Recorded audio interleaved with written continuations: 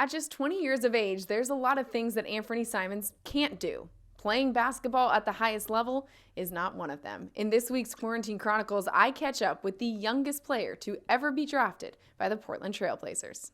Guard number 1, Anfernee Simons. The youngest player to ever be drafted by the Portland Trail Blazers. It's no surprise Anfernee Simons' ability to handle criticism came at an early age and from one of the people who knew him best. Honestly, it was my dad. He's always been a tough critic on me. He's always been hard on me. He started me very early, even when I wasn't, fully in love with the game and knew how to work hard and work out and stuff like that. He kept pushing me and, critiquing me. When would you say you fell in love with the game of basketball? Probably middle school.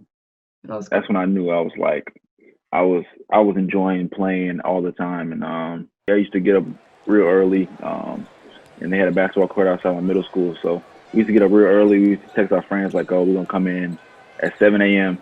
and we used to go up there and just play basketball, even though we weren't supposed to. So, what was it about that time in your life that it clicked that basketball was what you wanted to do? My dad always preached to me about loving the game. If you don't love it, if you don't like what you're doing, then there's no point of continuing to work, do all this hard work. And then as you went through high school, what went into the decision to forego college and go to IMG Academy?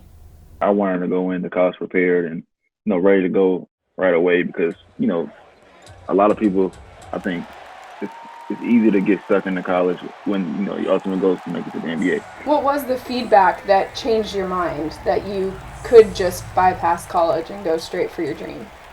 I think I just showed a lot of potential in my team, and a lot of teams like that, like the potential. As you go through the pre-draft workouts, you canceled one after you had your second one with Portland. So what was it about those workouts with Portland that you knew, or you had some confidence that this is going to be the place that I end up?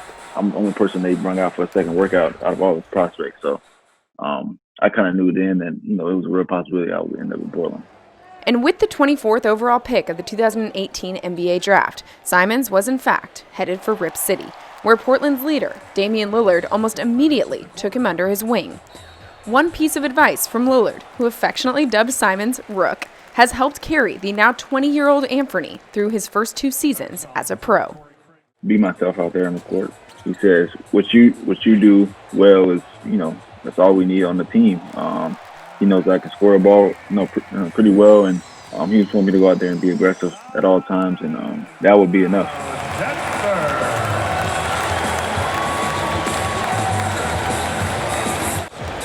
Anfernee Simons' most defining game his rookie year came in the regular season finale when he catapulted Portland into the 3rd seed with his 37-point, 11-rebound, 9-assist game.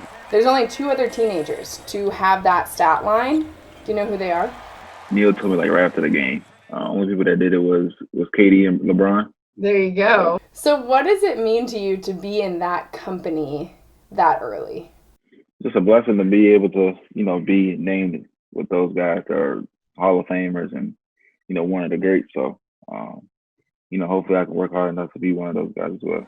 The Blazers handed Simons the keys to the offense in his second summer league. How did you feel like you stepped up to that challenge in summer league last year? I think, starting at the practices, trying to be a vocal leader and, kind of rally everybody around me and stuff like that, and me and Gary as well. Your trainer, Justin Zormello, has been on you a little bit about making sure you trash talk a little bit more on the court.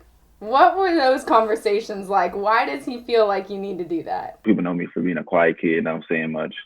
So he just wanted to bring out, a different side of me, a competitive edge, and get out of my comfort zone in that way. How have you seen that translate into the regular season? Each game comes with a new challenge, and being young in the league, a lot of guys are, a lot of guys don't know you, and a lot of guys, are naturally gonna, go at you because they don't know you. So, just taking on that challenge and each and every game, and kind of learning from each mistake and each, triumph that I've, been through.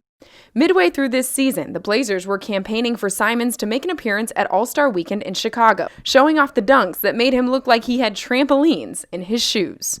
When did you learn you could jump like that? Probably going into my senior year of high school. That's when like out of nowhere I just started jumping high. I don't know when it happened. It must have happened overnight or something. It was just one day we was going, like I went to a AU tournament at a game, and I was just in warm ups, and I was just started doing this crazy dunks and stuff. So I mean, it came out of nowhere. You could like you can ask like Nas or somebody like because he saw it. He was like, I've never seen anybody athleticism like jump that high in 1 year. Would you want to be in the dunk contest at some point? For sure. What, do you have a dunk planned? Honestly, I do not. You do not? But I mean, like during the season, I would just like kind of look up different dunks and be like, okay, this is. I mean, it's hard at this point because like a lot of guys have done stuff already, so you got to be really creative with your stuff and props and all that stuff. That's your off-season homework, right? For sure.